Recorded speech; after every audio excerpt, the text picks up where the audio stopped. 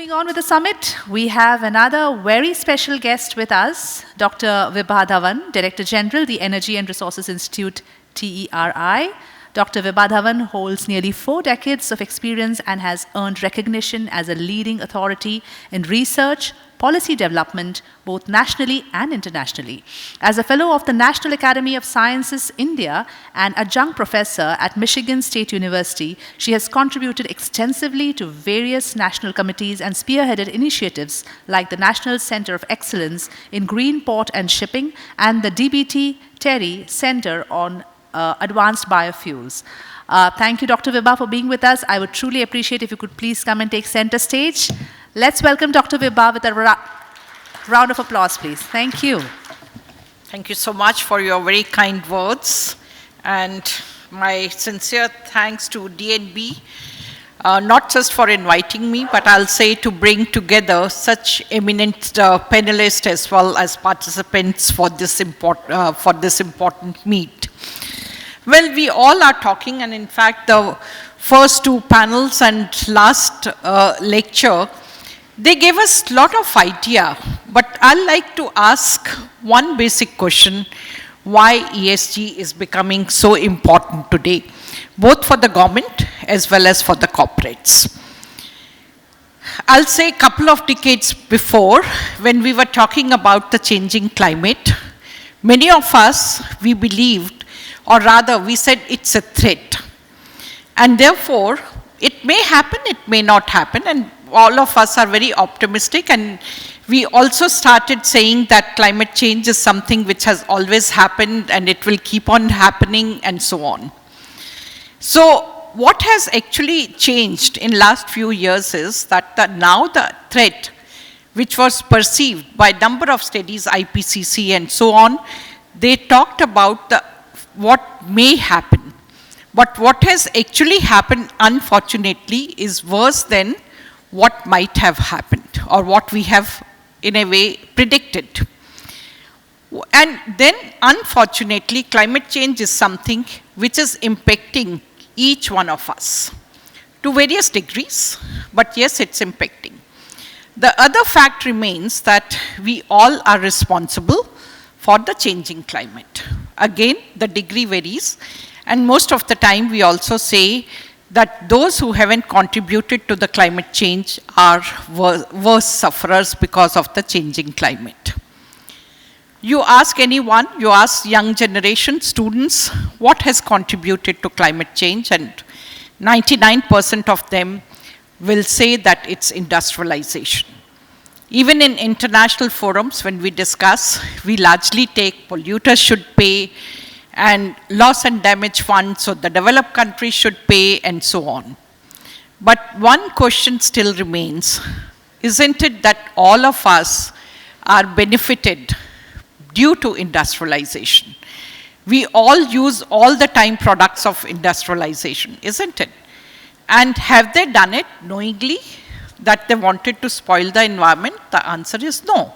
Whatever technologies were available at that time, and otherwise also, like if you look at energy efficiency, usage of energy, everyone wants to save on energy. It is not that people wanted to waste it. And therefore, gradually, what we are looking into, that technologies which till few years back we thought they are going to be very expensive. Again, another myth that greener is expensive, and therefore we never even looked at them. Now, the other thing which I would like to mention, and that is like in the morning when Aruna discussed about Infosys and the commitment they have made and to get net zero much before people started talking about it. I'll also like to say that there were other industrial houses also extremely responsible, and I'll talk of my own institute. We were established as Tata Energy Research Institute way back in 1974 by JRD Tata and Darbari Seth. No one was talking about renewable energy in 74, but then Tatas, without making, I should say, bang or making that a news item that they are doing philanthropy of that kind. They established a not-for-profit institute which should work on, initially it was energy, renewable energy, because they recognized that India is a energy-starved country and every drop of fossil fuel we have to import. So why not to work on renewable energies? Of course, we soon realized that for India, energy is not the only problem. We do have other problems like agriculture, climate change, and so on, and that's how we kept on diversification. So what I want to highlight here is when we are talking of environment, I think if you look at every Indian, sustainability and environment, without talking about it, it is to take care of the environment, and sustainability is engraved in our DNA. You look at, there are a number of communities even today, if you talk to them, they won't even let you cut a tree. We worship animals, we worship plants, so that is essentially that we treat environment as our God. We feel that we have to take care of the environment. Where have we gone wrong? And both for environment and sustainability, I'll put it this way, that we started perhaps aping the West, number one, and that is where our society also became more towards consumerism. And we lost on sustainability as well, because what was viewed as, if you can afford it, why you still want to reuse a particular thing. So that was change in the society, which unfortunately crept in. And now we have also realized that with such high population, we actually cannot afford it. And therefore, we have to take care of our environment and our sustainability. The other is, with so many negatives during the COVID time, it has taught us many things. And the most important thing is, even if you have tons of money, you cannot migrate to another planet. You have to live and die here only. And therefore, what is said in most of our prayers, and I'll speak in Hindi, is that Sabka Bhala Karo Bhagwan. So that is what we started actually talking about that during COVID time. We were more worried about our colleagues, our everyone at that time, because I was worried. I wanted to take care of my own health, and therefore everyone around me should be good, in good health. So therefore, whatever will happen in one part of the planet is going to have impact everywhere. And that is what is actually leading to, I should say, many legislations as well, at the global level and at the country level as well. Profits are great, and none of the companies, corporates are there to do charity, but at the same time, they know that their own survival, because the competition is very great today, it's very large. So if they want to survive, they should be looked upon as a responsible company. And that is what will bring change in their attitude. Of course, they are not going to lose money on the name of that they are environment friendly and sustainable. It has to, the sustainability concepts must bring business sense in whatever they do. And over there, that's what I would like to say. First is the myth that greener is expensive. In many cases, that is not true. The other is that you have to take care of the entire value chain. You talk about 60-65% coming from small and medium industries.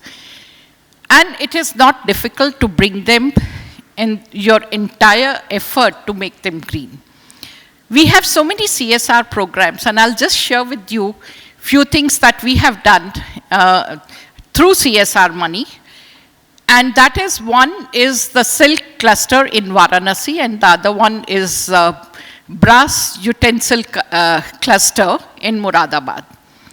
And when I went to one of the very small owners, And what he shared with me in Muradabad, he said, it's not that I'm saving on energy cost because the solar panels were given free of cost to them.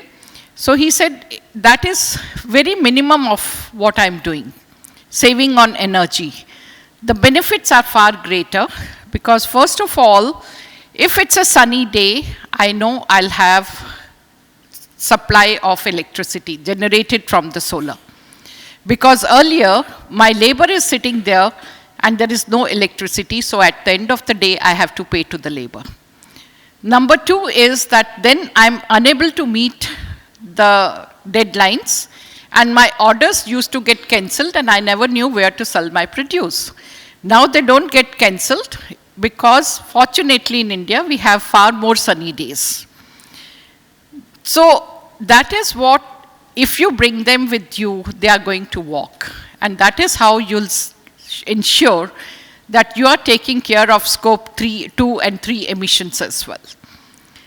The other thing which we must realize that you can have the same level of comfort what you are having today, but you have to change.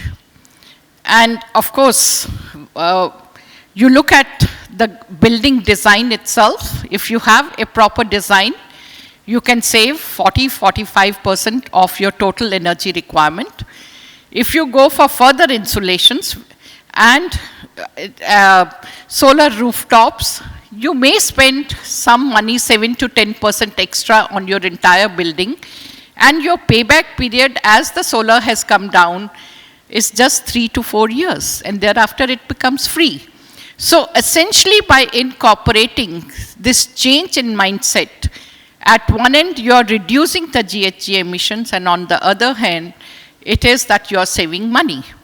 And that holds true practically not just your residential buildings, that is true for your office buildings as well. The other thing which I feel is that we don't have to become paranoid about a particular thing. And in fact, today morning one question was asked, why don't we continue work from home? And I'll say yes, definitely, because we are only looking at the emissions we are saving by or emissions on transport and perhaps a bit on time. So these are the two factors we save. On the other hand, and please correct me if I'm wrong, when it was work from home and during the summer months, because I'm taking a virtual call, I don't want to be disturbed. I'm sitting in one room with air conditioner on. The kids are taking classes and they all wanted to be in separate rooms with separate air conditioners on. While this impact we are ignoring today, let's also look at the mental health part of it. Today, the ratio of, I don't want to call them patients, but those who are suffering from mental health, largely because of isolation, has gone up. So because man is a social animal, let's continue on this path. And the most important thing otherwise is generation of ideas also happened if you're sitting together. Virtual call is at the end of the moment it finishes, you'll say, we'll catch up sometime. But you are not talking, but if you meet someone with a cup of coffee, you start talking to them. What are you doing? Oh, this is good. This idea is good, but I have done something, or I went there, I attended that, and this was the learning, someone presented this.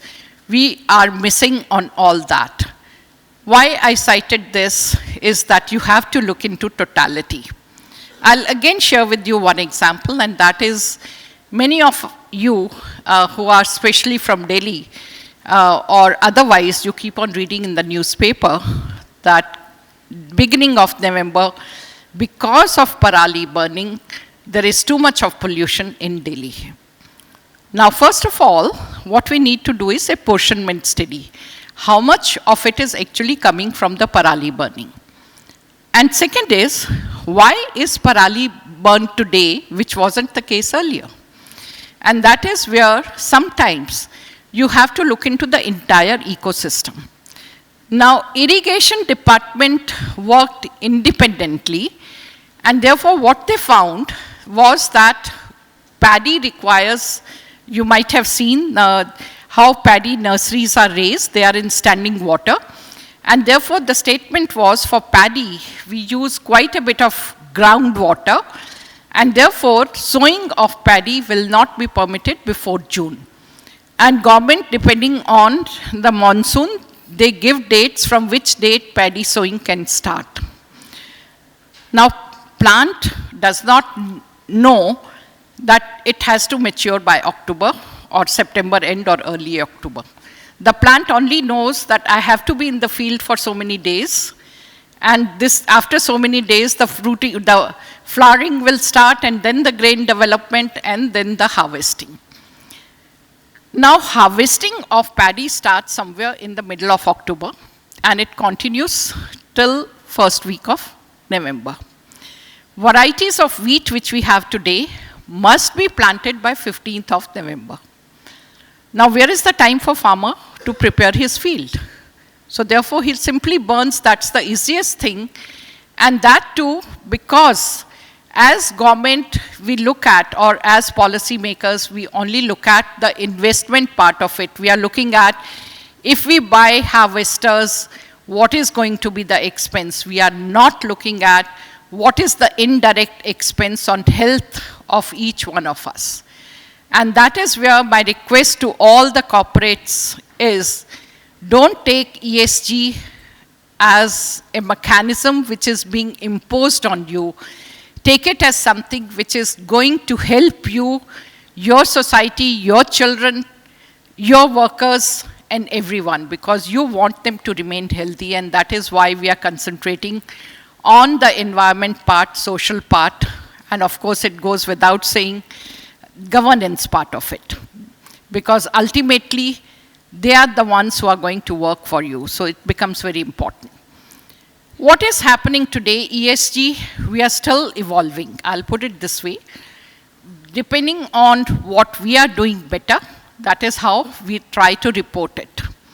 But over a period of time, and as I said, that it's evolving system, we are not even trained how to measure it. And that is where the training of staff who is managing ESG becomes essential. And definitely one is looking at that there should be institutions, and I'm happy to say that TERI School of Advanced Studies, they also keep on conducting courses to develop professionals in the field of ESG. And while I'm on this subject, I'll also like to mention that 25 years back, it's our 25th year for TERI School of Advanced Studies, TERI has established a deemed university, which is again just working on sustainability. We have MBA in business sustainability. We have MSc in environmental studies, water science, and so on. So what we are looking at, that ultimately it is that you have professionals who are well equipped, who understand the subject very well, then only this area can be successful. The other thing I'd like to mention, that most of us, we are talking largely of renewables as solar rooftop or some bit about wind, hydro, and so on. But then it is that if we want to succeed, it is every sector has to be brought in. And for each of the sector, there are going to be different requirements. And it was mentioned when I was introduced that TERI has this National Center of Excellence on green ports and shipping. Now, how and why we should change the shipping and shipping sector? Many of you must be aware that the businesses overseas, they also want to survive.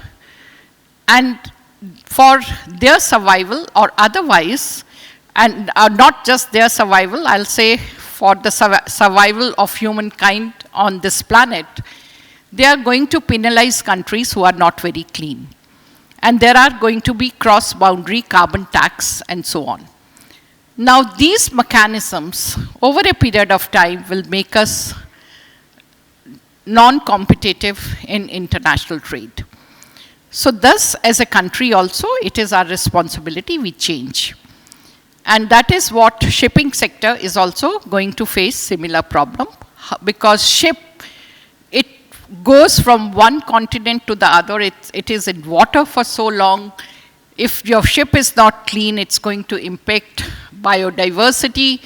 If we are permitting mining beyond limits, then also it is bad for the natural ecosystem of the sea and so on. And that is why international legislations are coming up. If we look at, it looks very simple, shipping industry.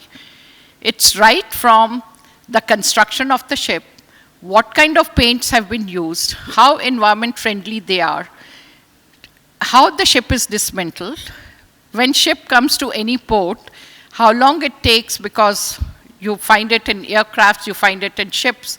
It's standing there for hours and hours before they can berth it. So on-time arrival of ships, how much time it takes to unload and reload the ship, and then onward journey of logistics of the stuff you have got, because your trucks should be as green as possible.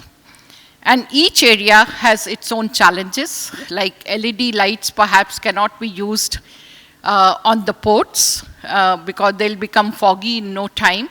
So therefore, each stage requires different solutions. And one will have to work on those areas. The other thing which again becomes important is the life cycle analysis. And let's not look into we are largely, when we look at EV, even today we are discussing more about where the electricity is generated. But let's also look into that, what kind of batteries are used, what goes in the construction of the vehicle itself, and whether EV is the solution for those who drive very little, or it is more for long distance travel. So there are many things, but what I'll say, the whole system of ESG is extremely important, because what gets mired perhaps gets managed. So therefore, we have to be very sincere in identifying what are we doing and look for solutions. Some of the solutions are available, and there will be many which are solutions are yet to be found. And there again, I'll request that let's look at consortia approach. Let's not each one of us invent a broken wheel, but rather put our strengths together and come out with solutions which will help the country grow very fast. As I said, there are standards available, there are solutions available. Whatever they are, let's try managing with those, and we can develop many more solutions. And really speaking, technology of yesterday is not going to work today. And tomorrow we will be with a different set of technologies. Even when we talk of energy field, today we are largely talking about EVs and so on. Maybe tomorrow it's going to be largely hydrogen, who knows? And what is going to be the cost? And over there, we also need to look into de-risking the loans which we have taken. Because many years back, when solar infrastructure was set up, we were talking at about 7 rupees a unit. Today it is less than 3 rupees. And maybe hydrogen will be a rupee. So we don't know. No. But CapEx need to be provided, ensuring or de-risking the capital, as well as it has to be provided at reasonable interest rate if we want to be successful. So these are the things which we need to discuss, and I'll say sky is the limit for India. We have maximum young workforce with innovative ideas. So we can innovate, we can implement, and India has to be a manufacturing hub if we want to fulfill our dream of becoming a developed nation. Thank you so much.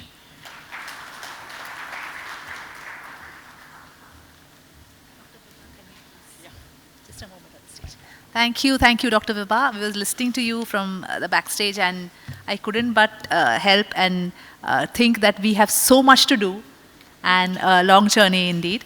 And I would request Mr. Avinash Gupta to please come on stage to hand over a token of appreciation to Dr. Vibha.